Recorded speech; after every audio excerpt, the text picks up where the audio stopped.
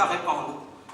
Une pensée qui accouchera de ce corpus qu'on appelle aujourd'hui les droits humains. Je dis bien qui accouche de ce qu'on appelle aujourd'hui les droits humains. Une pensée qui est antérieure à l'Égypte elle-même, où elle s'est manifestée sous forme de la Mahdi. La pensée fondatrice de la civilisation africaine.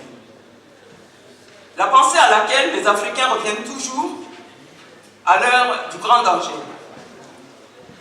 Et que les grands initiés n'ont pas manqué de répandre d'un bout à l'autre des Amériques. Les Zumbi, au Brésil, les Chirino au Venezuela et tous les autres, jusqu'au fondateur d'Haïti. Ce premier État qui s'était donné pour projet d'éradiquer l'essence de l'esclavage dans l'ensemble des Amériques et jusqu'en Afrique.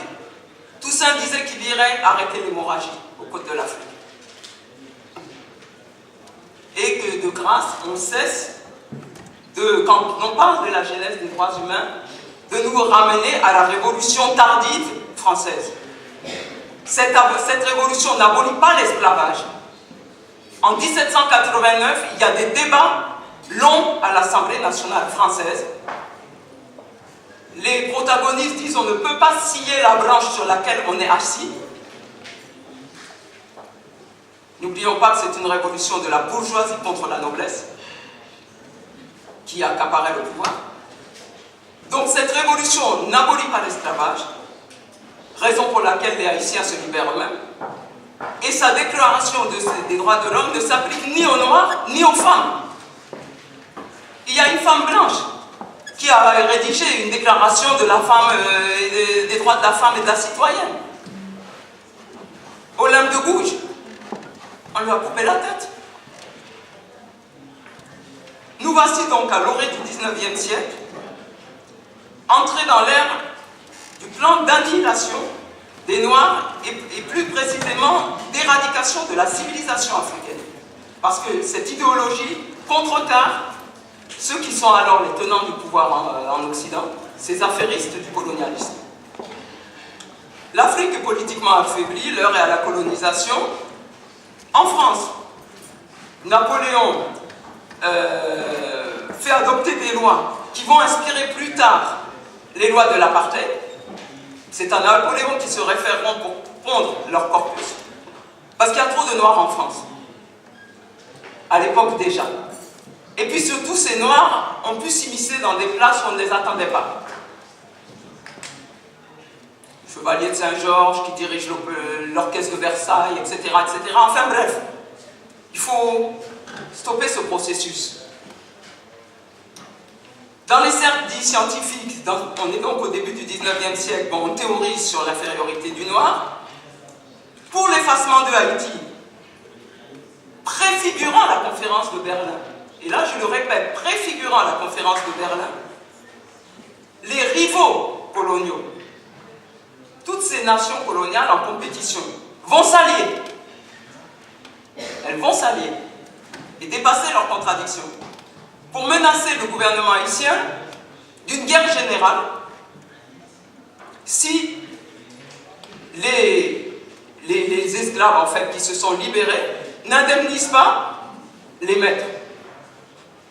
Autrement dit, 500 000 esclaves, 300 francs or au prix du marché de l'époque, on fait la multiplication, 150 millions de francs or à payer sous la menace d'une coalition de tous les pays européens fondant sur la République de Haïti.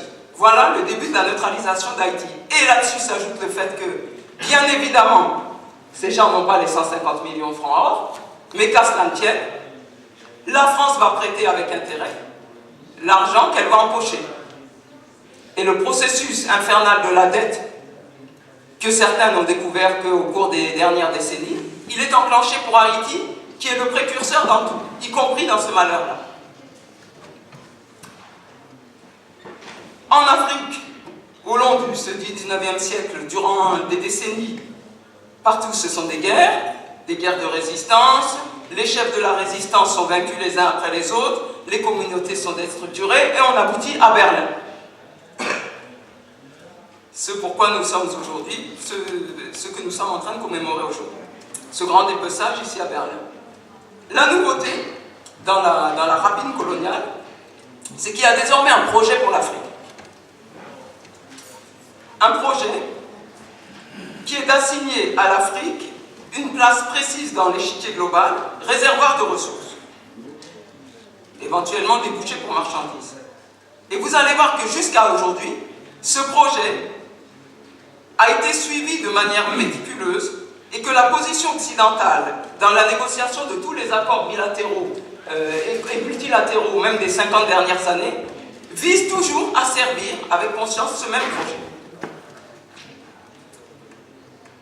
Revenons-en donc juste, pour terminer là-dessus, à Berlin. Nous sommes en 1885, le continent est déclaré vacant. Pour paraphraser Victor Hugo, le continent austral est vide. Vous voyez l'hypocrisie. On ne dit pas l'Afrique est vide, parce que si on dit l'Afrique, réflexe les Africains. Non, on dit le continent austral est vide. Il ajoute même Dieu vous le donne, blanc, blanc prenez-le. Dans l'élan lyrique, sans doute. Bon. Toutefois, 10 ans plus tard, c'est Alouane. 1896, Alouane. Ce 19e siècle, qui s'était ouvert sur la victoire d'Haïti, sur le colonialisme français, se clôt à Alouane, sur la victoire de l'Éthiopie sur le colonialisme italien. Tout un symbole. Néanmoins, tout le reste du continent est passé sous le joug colonial et c'est l'hécatombe. Les travaux de démographie historique les plus récents